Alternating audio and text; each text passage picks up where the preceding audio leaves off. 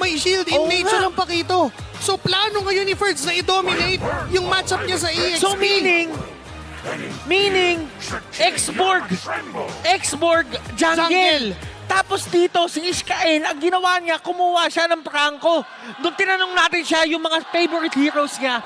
Ang sagot niya, prangko. Aizawa naman ang gagamit ng Angela.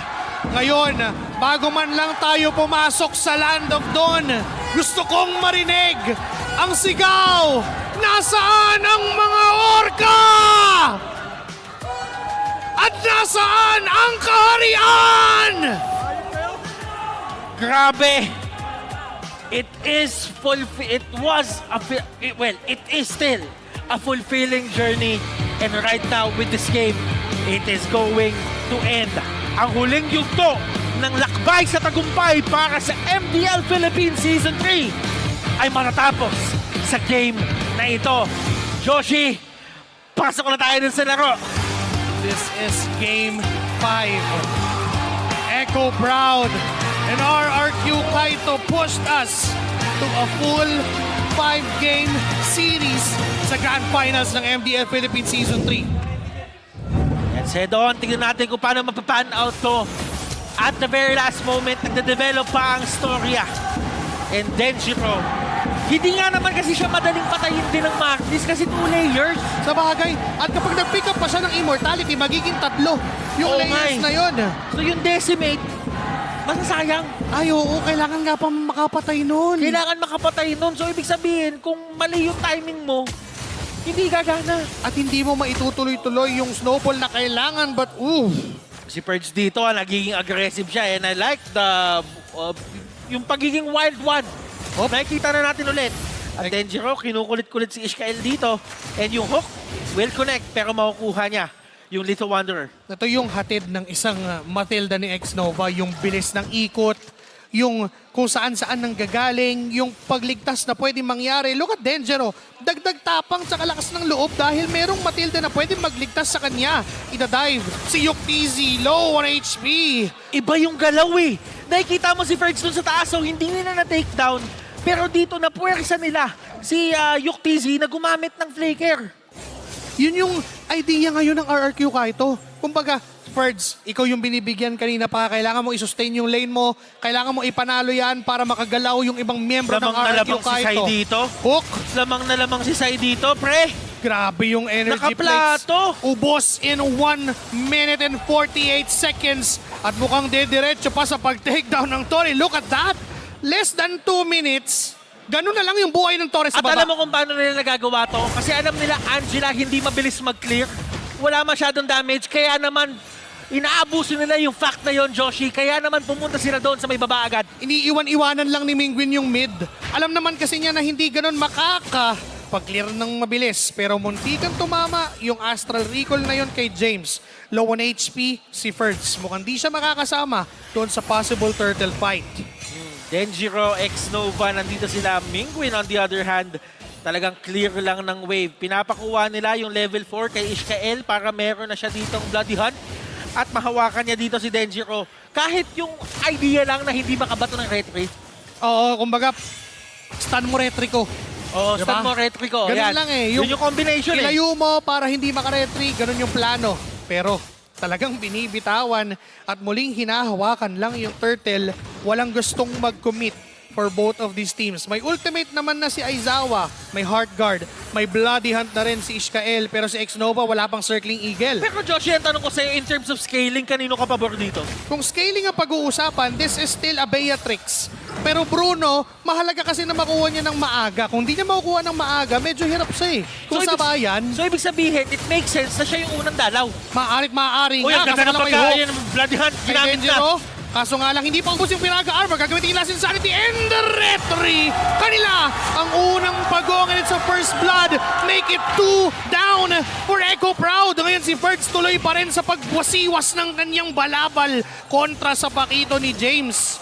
Oh, pero unti-unting nagkakaroon ng galaw, nagkakaroon ng pag-invade sa mga sa side dito ng Echo. And ang tanong, may magagawa ba sila dito? Nakuhaan na sila agad ng purple buff. And na-late pa si Palos. It's RRQ Kaito breaking the balance. Tapos basag pa yung Torres sa baba, Joshi! Ganon kabilis, minamadali yata ng kaharian. Alam mo yung nangyari doon na bloody hunt mula kay Iskael, ang ganda sana. Kaso nga lang, wala pang damage, wala pang panggagalingan. Remember, this is an Angela mid for Echo Proud. Wala silang tulad ng damage ni Mingguin na kayang, sabihin natin, mag-burst down. Diba? May natirang Piraga armor, enough to do some last insanity, and the retry is on point for Denjiro. Denjiro just trying to clear his own camps. At nakikita natin si James sinusubukan maging active, sinusubukan maging aggressive, pero may total shutdown na nangyayari dito on that Esmeralda. Pagka kinombo siya, winawasiwas niya lang, at dahil may shield, walang takot dito na lumalaban si Ferds. Kumbaga binabalik ni Ferds yung pabor na binibigay ni James kanina pa. Kung May swap na magaganap. Teka lang, nagkaswapan na. May ng swap maaga. na magaganap. Kukunin na agad yung Torres sa taas. Andito Kumbaga na. paliitin na Ito agad na. ang mundo. Si Denjiro din magpapakita na. Si James mag-isa doon na dedepensa. Kinat na ni Ferds. Nandun si X-Nova. Circling Eagle. Tapos may mga bala. Kaso nga lang with the last insanity. Naku, may +1 pa. Kasi si Aizawa ay sumubok na sumanib at iligtas ang kanyang kampe. Torres down. Pero with a hook from Miskael in a bloody hand. A counter kill. Sai ang makukuha ng members ng Echo Proud. Tuloy-tuloy ang mga bola nagbumula kay Yuktizzy. Pero lamang pa rin ang kaharian. RRQ Kaito making it count at the last possible game nila dito, and nakikita natin na yung yung pacing, yung momentum nakukuha nila sa kamay ng side ng Echo. Kanina, early game, all Echo Proud eh. Pero kailangan nila mag-ingat sa mga hooks ni Ishkael. Remember, yung ginawa niya kay Sai, yung hook na yun. Maganda na sana for RRQ Kaito kaso nakakuha pa ng trade, and you don't wanna give that trade na si Sai yung ibibigay mo for Echo Proud. Kailangan ni Sai na makabuo ng maagang items niya. This is still a Bruno. Paunahan ng Winchan to. Oo, at kung iisipin na si Yuktizzy dito, although sabihin natin na nakukulit siya sa linya, hindi pa namamatay ito. Hindi pa nabibigyan. 1-0 pa nga ang isang Bruno Circling Eagle mula kay X-Nova. Andyan yung Astral Echo. Astral Recall na di tatama. 5 laban sa 4. Agresibo ang kaharian. Sumusubok na kumuha ng kontrol. Doon sa mapa, Ishkael low. Kaso alam mo, knockout strike? Hindi naman mamamatay si Ishkael doon though. May last insanity mula dito kay Denjiro.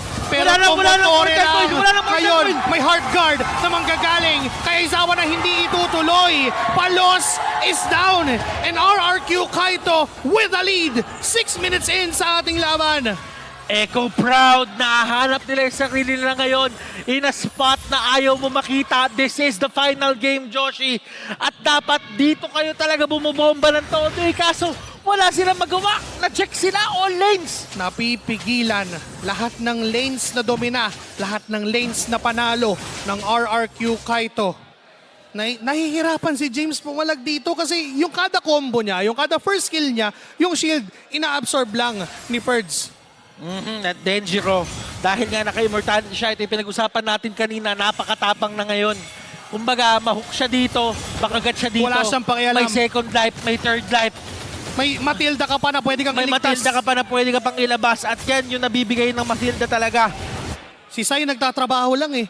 Ang ginagawa ng ibang members, zone, poke damage.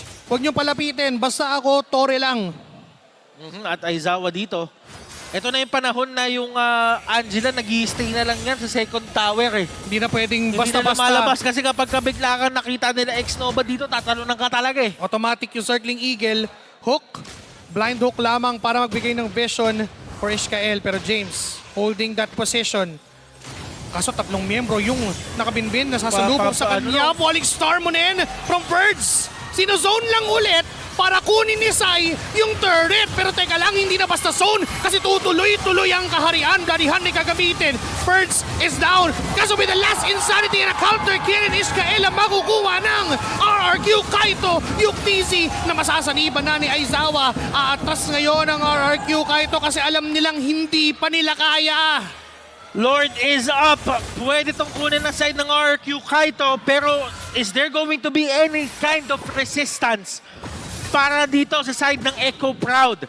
Nakikita naman natin na kahit papaano si Palos is at level 10. Isang level lang yung gap. Oo. There is a chance na makuha niya yan sa Katrihan. At kahit papano, ang laking tulong na ng mga shield na binibigay ni Aizawa sa kanyang Heart Guard against the members, against the damage output of RRQ Kaito. Pero my lord, nandito si Palos at nakikita niya na ang buhay na lamang na natitira sa Lord ay 10k, make it 9. Kaso si Palos ay lalapitan na ni Ferds, 5 laban sa isa. Kanino mapupunta? Pero paano mo maaagaw kung yung buhay mo ang makukuha? Palos with the Lord is falling to the hands of RRQ Kaito. RRQ Kaito doing everything para sila ang magkampiyon. Kita natin Echo Proud, naghahabol sila ngayon. Whatever resource na pwede nilang mahawakan, binibigay na nila dito kay Yuktizzy, binibigay na nila dito kay Palos. And sa totoo lang, kung tutuusin, si Yuktizzy dito, kung titignan mo yung kanyang mga gamit, may Berserker's Fury, may Husk Claws, kailangan niya na lang ng isang item pa. Wind of Nature, sobrang halaga. Lalong-lalo na si Sai ay pumupuhunan na rin para sa Wind of Nature. Para kung magka-ubusan ng hero, matira silang dalawa ni Yuktizzy, makakalaban siya. May Lord sa baba, ang RRQ Kaito. Pero yung gitna ang uunahin nilang butasin. May possible hook naman galing kay Ishkael. Pero pinagpapantay-pantay ng RRQ Kaito yung tatlong lanes. Echo, sila ay nasa loob na ng base. Yung Lord ay pumapasok na dito. Bumababa na sa tore and may snipe na manggagaling kay Sai. Tumba na yung mga tore. At taas pa ng buhay ng Lord. 5 pa rin ang buhay sa RRQ Kaito. Last insanity para pasabugin ang mga members ng Echo Proud. Matagal na nating tinatanong kung nagahari ang kaharian at hanggang kailan, hanggang dulo, tuloy sa paglipad, tuloy sa pagangat. Viva RRQ! Viva! Change the history. We have ourselves new champions para sa MDL Philippines.